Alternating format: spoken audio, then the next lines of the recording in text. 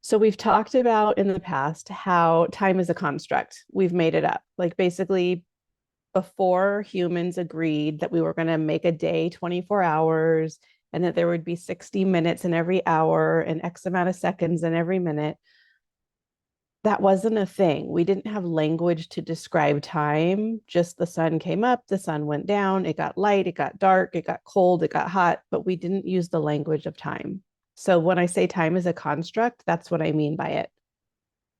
So I want to explore time zones in a not in the traditional sense. So here's what I mean by time zones. For the neurotypical brain, they experience what I'm going to call three time zones, and those are past, present, and future. Okay. So they're broad time zones, not what we traditionally think of as time zones. Past, present, and future.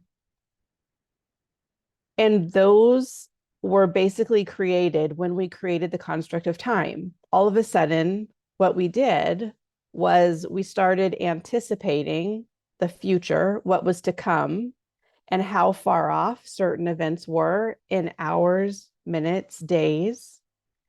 And we could, from the place that we are at right now, look back and reflect back on the past, and we could see the past drifting further and further away from us hours, minutes, days, weeks, months, right? So with this construct of time also came the construct of past, present, future. Again, we did not start here. We just started with everything being one time zone and happening all at once, meaning we didn't have past, present, future. We just had present. So we created these constructs for different reasons, most of them to serve individuals or companies or communities. Some of it was to serve, villages. And it did serve us to a certain extent. But now the way that we use time zones against ourselves, it's really doing us a disservice. So these three time zones, past, present, future. And then we talk about the nonlinear experience, how we don't necessarily navigate past, present, future really well. We have what I would call two time zones. Not yet, not yet, not yet, not yet. That's one time zone. Or now. It's like, oh my God, now, right? Two time zones. So again, non-linear thinkers tend to have three time zones, past, present, future. They experience time a little more tangibly.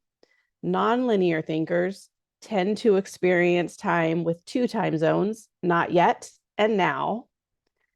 What if we were moving towards how we originally started out, which is one time zone now? Like if all we ever considered was one time zone now, the present moment.